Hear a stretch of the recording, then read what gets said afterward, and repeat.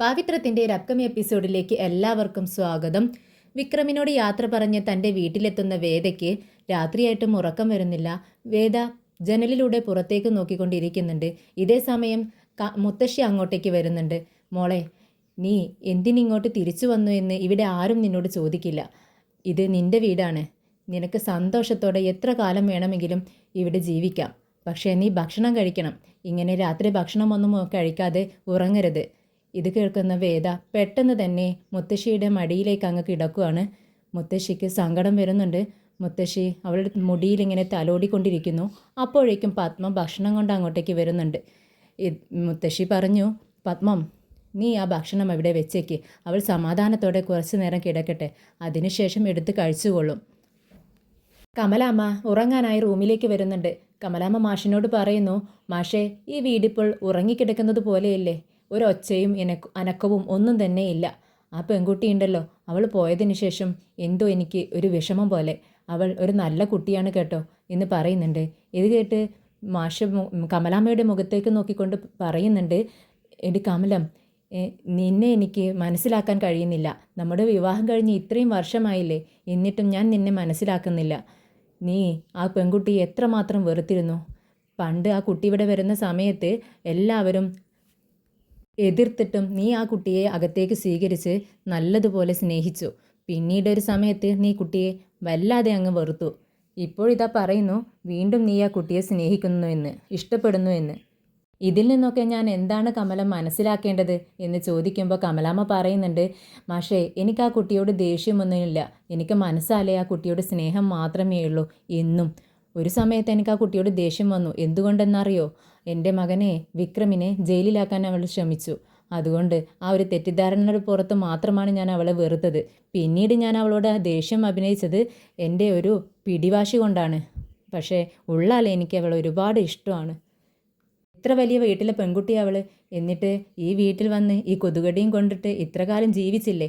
അത് അവളുടെ നല്ല മനസ്സിൻ്റെ ഉടമയായതുകൊണ്ട് മാത്രമല്ലേ അല്ലേ മാഷേ എന്ന് ചോദിക്കുമ്പോൾ മാഷ് പറയുന്നുണ്ട്, നീ പറഞ്ഞത് ശരിയാ കമലം, ആ കുട്ടി നല്ല കുട്ടിയാണ്. നീ ആ കുട്ടിയെ സ്നേഹിച്ചിരുന്ന സമയത്ത് എനിക്ക് ആ കുട്ടിയോട് എതിർപ്പുണ്ടായിരുന്നു. പക്ഷേ ആ കുട്ടി എന്നെ സ്നേഹം കൊണ്ട് തോൽപ്പിച്ചു. എത്ര സത്യസന്ധയും ധൈര്യശാലിയുമായ പെൺകുട്ടിയാണെന്ന് അവളെന്ന് നിനക്കറിയാമോ? എന്തായാലും അവൾ നന്നായി ജീവിക്കട്ടെ എന്ന് പറയുന്നുണ്ട്. അപ്പോൾ കമലാമ്മ പറയുന്നുണ്ട്, ശരിയാ മാഷ് പറഞ്ഞത്. ഇനി എന്തായാലും അവളുടെ അച്ഛനും അമ്മയും ചിലപ്പോൾ ദർശനെ കൊണ്ടോ അല്ലെങ്കിൽ വേറെ ഏതെങ്കിലും നല്ലൊരു ചെറുക്കനെ കണ്ടുപിടിച്ച് വേദയെ വിവാഹം കഴിപ്പിച്ച് കൊടുക്കുമായിരിക്കും എന്ന് പറയുമ്പോൾ മാഷ് കമലാമ്മയുടെ മുഖത്തേക്ക് നോക്കിക്കൊണ്ട് ചോദിക്കുന്നുണ്ട്, കമലം, നീ ഇവിടെ നിന്നും ഒരു സാധനം എക്സ്ട്രാ കൊണ്ടുപോയിട്ടുണ്ട്, അത് നിനക്കറിയില്ലേ എന്ന് ചോദിക്കുമ്പോൾ കമലാമ്മ എന്താ മാഷ് പറഞ്ഞതെന്ന് ചോദിക്കുമ്പോൾ മാഷ് പറയുന്നുണ്ട്, അത് കമലം, അവളുടെ കഴുത്തിലെ താലി കൊണ്ടാണ് പോയിരിക്കുന്നത്. അത് വെറുതെയാണെന്ന് നിനക്ക് തോന്നുന്നുണ്ടോ? നീ വിചാരിക്കുന്നുണ്ടാവും ആ താലി വെറുതെ എങ്ങാനും കൊണ്ടുപോയിരിക്കുകയാണെന്ന്. അല്ല കമലം, അവളത് ഉപേക്ഷിക്കുകയാണെങ്കിൽ എവിടെ ഉപേക്ഷിച്ചിട്ട് പോവേണ്ടതായിരുന്നു.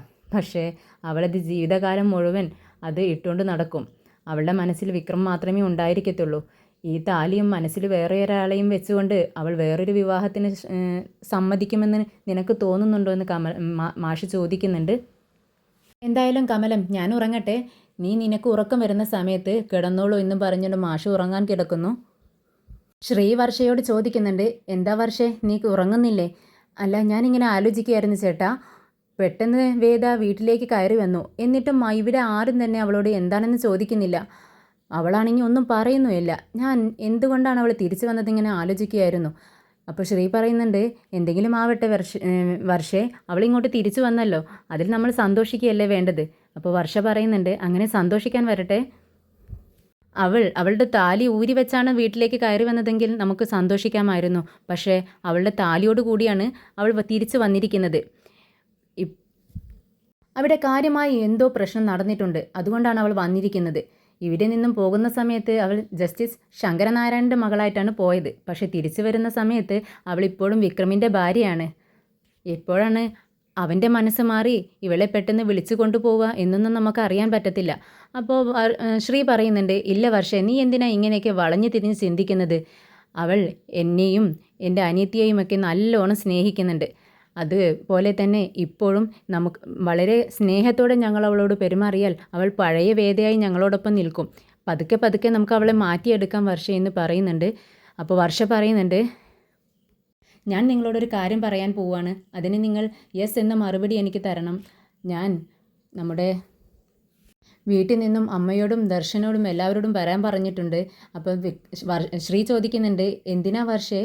അത് ചേട്ടാ, ഇവളെ കല്യാണം കഴിക്കാൻ ഒന്നുകൂടെ ആലോചിക്കാൻ വേണ്ടി ദർശനമായി പെട്ടെന്ന് തന്നെ നമുക്ക് വേദയുടെ വിവാഹം നടത്തണം. അപ്പോൾ ശ്രീ പറയുന്നുണ്ട്, എന്താ വർഷം നീ പറയുന്നത്? അവൾ ഇന്നലെ ഇങ്ങ് വന്നതല്ലേ ഉള്ളൂ, പെട്ടെന്ന് തന്നെ വിവാഹത്തെക്കുറിച്ച് ചിന്തിക്കണം. ഇതവളോട് പറയാൻ പറ്റുമോ നമുക്കെന്ന് ചോദിക്കുക കേട്ടോ. അപ്പോൾ വർഷ പറയുന്നുണ്ട്, പെട്ടെന്ന് തന്നെ ഒരു തേങ്ങ ഉടക്കുന്ന ലാഘവത്തോടു കൂടി അവളുടെ വിവാഹം ഇപ്പോൾ ഇവളെ ടെൻഷൻ അടിച്ചിരിക്കുന്ന ഈ സമയമുണ്ടല്ലോ, ഇതാണ് യഥാർത്ഥ സമയം. ഇപ്പോൾ പെട്ടെന്ന് വിവാഹം നടത്താൻ ശ്രമിച്ചാൽ അത് നടക്കും. അവൾക്ക് ആലോചിക്കാനുള്ള ഒരു സമയം പോലും നമ്മൾ കൊടുക്കാൻ പാടില്ല എന്ന് പറയുന്നുണ്ട്. അപ്പോൾ ശ്രീ ചിന്തിക്കുകയാണ്, അത് ശരി തന്നെയാണ് നീ പറയുന്നത്. ശരി, നീ എന്തായാലും അവരോട് വരാൻ പറഞ്ഞിട്ടുണ്ടല്ലോ, എന്താന്ന് വെച്ചാൽ അതുപോലെ നടക്കട്ടെ എന്ന് ശ്രീയും പറയുന്നുണ്ട്. വർഷയ്ക്ക് സന്തോഷമാവുകയാണ്. ശ്രീനിവാസൻ സാർ വിക്രമിനോട് പറയുന്നുണ്ട്, വിക്രം, ഞാൻ നിന്നോട് പറഞ്ഞതല്ലേ വേദയുടെ അച്ഛനെ രക്ഷിക്കാൻ പോണ്ട, അവരെ രക്ഷിച്ചിട്ട് നീ വേറെ ഒരു കുഴപ്പത്തിലേക്കും പോകരുതെന്ന് ഞാൻ നിന്നോട് എത്ര പറഞ്ഞതാണ്, നീ എന്നിട്ടും അത് തന്നെ ചെയ്തു അല്ലേ എന്ന് ചോദിക്കുമ്പോൾ വിക്രം പറയുന്നുണ്ട്, അത് ഞാൻ നന്ദിയില്ലാതെ ചെയ്തതൊന്നുമല്ല. വേദയുടെ അച്ഛൻ എന്നെ കേസിൽ നിന്നും രക്ഷിച്ചത് ചേട്ടന് അറിയാവുന്നതല്ലേ, അതുകൊണ്ടാണ് ഞാൻ അദ്ദേഹത്തെ പോയി രക്ഷിച്ചത്. അതിനിപ്പോൾ എന്താ കുഴപ്പം?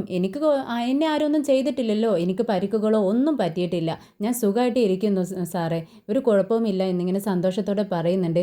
അപ്പോൾ ശ്രീനിവാസൻ സാറ് പറയുന്നുണ്ട്, എടാ, ആ വേദയ്ക്കറിയാമോ അവളുടെ അച്ഛനെ നീ രക്ഷിച്ച വിവരം? അപ്പോൾ വിക്രം പറയുന്നുണ്ട്, ഓ പിന്നെ അറിയാതെ, അവളോടൊക്കെ എല്ലാം അറിയാം. എന്നിട്ട് അവൾ എന്ത് പറഞ്ഞു എന്ന് ചോദിക്കുമ്പോൾ, അവൾ എന്ത് പറയാനാ, അവളുടെ വീട്ടിലേക്ക് പോയിക്കാന്നിങ്ങനെ വിക്രം പറയുമ്പോൾ ശ്രീനിവാസൻ സാറും എല്ലാവരും ചോദിക്കുന്നുണ്ട് ഒരേ സ്വരത്തിൽ, അവളുടെ വീട്ടിലേക്ക് പോയോ? അപ്പോൾ അവളുടെ അച്ഛനെ കാണാൻ വേണ്ടി പോയതായിരിക്കും അല്ലേ എന്ന് ചോദിക്കുമ്പോൾ വിക്രം പറയുന്നുണ്ട്, അച്ഛനെ കാണാൻ വേണ്ടി പോയതല്ല, എന്നേക്കുമായി അച്ഛനോടൊപ്പം ജീവിക്കാൻ വേണ്ടി പോയിരിക്കുകയാണെന്ന് പറയുന്നു. അപ്പോൾ ശ്രീനിവാസൻ സാറ് പറയുന്നുണ്ട്, നീ എന്താടാ കളിക്കുകയാണോ, നീ എന്തൊക്കെയാണ് ഈ പുലമ്പുന്നത്? അത് സാറേ, അവളുടെ അച്ഛൻ്റെ അടുത്ത് അവളുടെ അച്ഛൻ്റെ മകളായി, വീടിൻ്റെ സ്നേഹമുള്ള മകളായി ജീവിക്കട്ടെ എന്നെന്നും. അവൾ എന്നോടൊപ്പം ജീവിക്കണേക്കതിനും നല്ലത് അവിടെ വീട്ടിൽ ജീവിക്കുന്നതാ. അവൾക്ക് അവിടെയാണ് സന്തോഷം കിട്ടുന്നത് സാറേ. അവൾ എന്തിനു വേണ്ടി ഇവിടെ കിടന്ന് കഷ്ടപ്പെടണം? അവൾ ഇങ്ങോട്ട് വന്നത് എങ്ങനെയാണോ തിരിച്ച് അങ്ങോട്ടും പോയിരിക്കുന്നത് അതുപോലെ തന്നെയാണെന്ന് പറയുന്നുണ്ട്. ഇത് കേൾക്കുന്ന ശ്രീനിവാസൻ സാറ് പറയുന്നുണ്ട്, നീ എന്താടാ കാണിച്ചത്? അവൾ എത്ര നല്ല സ്നേഹമുള്ള പെൺകുട്ടിയാണെന്ന് നിനക്കറിയാവോ? വളരെ വിദ്യാഭ്യാസവും സൗന്ദര്യവും വിവേകവുമുള്ള പെൺകുട്ടിയാണ് അവൾ. അവൾ നിൻ്റെ ജീവിതത്തിൽ എന്നും ഉണ്ടായിരുന്നാൽ നീ ഒരു നല്ല നിലയിലെത്തുമെടാ. ഞാൻ വളരെ സന്തോഷത്തിലിരിക്കുകയായിരുന്നു, നീ എന്താണ് ഈ കാണിച്ചത്? അവൾ വളരെ ദുഃഖത്തോടെ ആയിരിക്കും ഇവിടുന്ന് പോയിട്ടുണ്ടാവുക, എനിക്കറിയാം. എന്തായാലും ഞാൻ അവൾക്കൊന്ന് വിളിക്കട്ടെ, അവളെ ഒന്ന് സമാധാനിപ്പിക്കട്ടെ എന്ന് പറയുമ്പോൾ പെട്ടെന്ന് വിക്രം അങ്ങ് ചൂടാവുകയാണ്. എന്തിനാ അവളെ വിളിക്കുന്നത്? വേണ്ട. എന്നിട്ട് അവളെ തിരിച്ചിങ്ങോട്ട് വരാൻ വേണ്ടി പറയാനായിരിക്കും അവളോട്. അതൊന്നും വേണ്ട കേട്ടോ, അതിൻ്റെ ഒന്നും ആവശ്യമില്ല എന്ന് പറയുമ്പോൾ ശ്രീനിവാസൻ സാർ പറയുന്നുണ്ട്, എടാ, അവളെ 2 വാക്കുകൊണ്ടൊന്ന് സമാധാനിപ്പിക്കാൻ വേണ്ടി മാത്രമാണ് ഞാൻ വിളിക്കുന്നത്. അവൾ വിവരമില്ലാത്ത കുട്ടിയൊന്നും അല്ല. അവളെ ഇങ്ങോട്ട് തിരിച്ച് വിളിക്കുമ്പോഴേക്കും ഓടി ഇങ്ങോട്ടേക്ക് വരാൻ. അവൾ അഭിമാനമുള്ള കുട്ടിയാണ്, അങ്ങനെയൊന്നും അവൾ ചെയ്യത്തില്ല എന്ന് ശ്രീനിവാസൻ സാറും പറയുന്നുണ്ട്. നന്ദിനി ഓട്ടോ സ്റ്റാൻഡിലേക്ക് രാധയെ കാണാൻ വരുന്നുണ്ട്. രാധയെ കണ്ടതും നന്ദിനി പറയുന്നുണ്ട്, എടി രാധേ, നീ എനിക്കൊരു ജ്യൂസ് പറ. നന്ദിനിയുടെ സന്തോഷം കണ്ടിട്ട് രാധ പറയുന്നുണ്ട്, എന്താ ചേച്ചി നല്ല സന്തോഷത്തിലാണല്ലോ, എന്തെങ്കിലും പറയാനുണ്ടോ? അപ്പോൾ നന്ദിനി പറയുന്നുണ്ട്, വലിയൊരു വിശേഷമുണ്ട്. ശരി ചേച്ചി പറഞ്ഞോ. ജ്യൂസൊക്കെ ഞാൻ കടയിൽ കൊണ്ടുപോയി ചേച്ചിക്ക് ഏത് ജ്യൂസാണ് വേണ്ടി സ്പെഷ്യൽ ജ്യൂസ് തന്നെ ഞാൻ ചേച്ചിക്ക് വാങ്ങിച്ചു തരാമെന്ന് രാധ പറയുന്നുണ്ട്. ഇത് കേട്ട് നന്ദിനി പറയുന്നുണ്ട്, എടി രാധേ, നിനക്കൊരു പുതിയ ജീവിതം കിട്ടാൻ വേണ്ടി പോകുന്നു. നമ്മുടെ വേദയുണ്ടല്ലോ, അവൾ വിക്രമിനെ ഇട്ടേച്ച് പോയടി, എന്നേക്കുമായി ഇട്ടേച്ച് പോയി. എഗ്രിമെൻറ്റിൽ ഒപ്പുവെച്ചിട്ടാണ് അവൾ പോയിരിക്കുന്നതെന്ന് പറയുമ്പോൾ രാധ സന്തോഷം കൊണ്ട് ചോദിക്കുന്നുണ്ട്, ചേച്ചി ശരിയാണോ? ചേച്ചി പറയുന്നത് സത്യമാണോ? അവൾ പോയോ എന്ന് ചോദിക്കുക കേട്ടോ. അപ്പോൾ നന്ദിനി പറയുന്നുണ്ട്, സത്യം ഞാൻ പറയുന്നത്, അവൾ ഇനി ഒരിക്കലും ഇങ്ങോട്ട് തിരിച്ചു വരില്ല. പക്ഷേ രാധ ചോദിക്കുന്നുണ്ട്, ഇതിന് മുൻപും ഇവൾ പോയിട്ടുണ്ടല്ലോ ചേച്ചി, എന്നിട്ട് തിരിച്ചു വന്ന ചരിത്രമുണ്ടല്ലോ. അതൊന്നുമല്ലടി, അത് അന്ന് അവൾ വാക്കാലെ പറഞ്ഞ തീരുമാനമായിരുന്നു. പക്ഷേ ഇത് ഒപ്പ് വെച്ചിട്ടാണ് പോയിരിക്കുന്നത്. അതിന് സാക്ഷിയിൽ ഒപ്പ് വെച്ചിരിക്കുന്നത് ഞാനും ചേട്ടനോ എന്ന് പറയുന്ന സമയത്ത് രാധ സന്തോഷം കൊണ്ട് പറയുന്നുണ്ട്, ഓ ചേച്ചി എനിക്ക് സന്തോഷമായി, അപ്പോൾ ഇനി എനിക്ക് വിക്രമിനെ കിട്ടുമല്ലോ.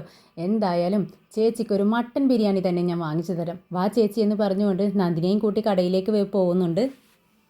വേദ പത്മയുടെ മടിയിൽ തല ചായ്ച്ച് കിടക്കുന്നുണ്ട്. ഹാളിൽ ഇങ്ങനെ കിടക്കുന്ന സമയത്ത് അങ്ങോട്ടേക്ക് വർഷയുടെ അച്ഛനും ദർശനം കൂടി കയറി വരുന്നുണ്ട്. വേഗം തന്നെ വേദയും പത്മയും എവിടെ നിന്ന് എഴുന്നേൽക്കുന്നുണ്ട്. ദർശൻ വേദയോട് ചോദിക്കുന്നുണ്ട്, എന്ത് പറ്റി വേദ നിൻ്റെ മുഖമൊക്കെ ഇങ്ങനെ ഇരിക്കുന്നത്, നിനക്കെന്താ അസുഖം വല്ലതും ഉണ്ടോ എന്ന് ചോദിക്കുകയാണ്. ഉടൻ തന്നെ വേദ പറയുന്നുണ്ട്, ഇല്ല ദർശൻ, ചെറിയൊരു തലവേദന, ഞാനെന്തായാലും അങ്ങോട്ട് റൂമിലേക്ക് പോട്ടെ, ഒന്ന് കിടക്കട്ടെ എന്ന് പറഞ്ഞുകൊണ്ട് വേദ അങ്ങ് റൂമിലേക്ക് കയറി പോകുന്നുണ്ട്. പത്മ ദർശനോട് ചോദിക്കുന്നുണ്ട്, എന്ത് പറ്റി ദർശ, നിനക്കിന്ന് ഓഫീസിലേക്ക് പോകണ്ടേ? ആ അതെ ആൻറ്റി, ഞാൻ പോകാൻ വേണ്ടി നിൽക്കുക തന്നെ ആയിരുന്നു. പെട്ടെന്ന് കോള് വന്ന് ദർശൻ കോൾ അറ്റൻഡ് ചെയ്യുന്നുണ്ട്. വർഷയുടെ അച്ഛൻ വർഷയോട് ചോദിക്കുന്നുണ്ട്, വർഷ നീ എന്നോട് പെട്ടെന്ന് ഇങ്ങോട്ടേക്ക് വരാൻ പറഞ്ഞു, എന്താ വേദിയുടെ കഴുത്തിൽ ഇപ്പോഴും ആ താലി കിടക്കുന്നുണ്ടല്ലോ, അവൾ അത് പൊട്ടിച്ചെറിഞ്ഞില്ലേ എന്ന് ചോദിക്കുമ്പോൾ വർഷ പറയുന്നുണ്ട്, അതെ അവൾ ഇങ്ങ് വന്നതല്ലേ ഉള്ളൂ അച്ഛാ, അതൊക്കെ ശരിയായിക്കൊള്ളും. അപ്പോൾ അച്ഛൻ പറയുന്നുണ്ട്, വർഷേ പെട്ടെന്ന് തന്നെ വിവാഹം നടത്തണം. അവൾ ഇപ്പോൾ ഈ ടെൻഷൻ അടിച്ചിരിക്കുന്ന സമയത്തുണ്ടല്ലോ, അവൾക്ക് വേറൊന്നും ചിന്തിക്കാൻ പോലും ഒരു അവസരം കൊടുക്കരുത്. അതിനു മുന്നേ അവളുടെ വിവാഹം കഴിഞ്ഞിരിക്കണം, ദർശനമായിട്ടുള്ള വിവാഹം എന്ന് പറയുന്ന സമയത്ത് അപ്പോഴാണ് ഈ പ്ലാനിങ് എല്ലാം നമ്മുടെ പത്മ പോലും അറിയുന്നത്. പത്മ മന്ദം വിട്ട് ഇവരുടെ മുഖത്തേക്ക് നോക്കിക്കൊണ്ട് നിൽക്കുന്നുണ്ട്.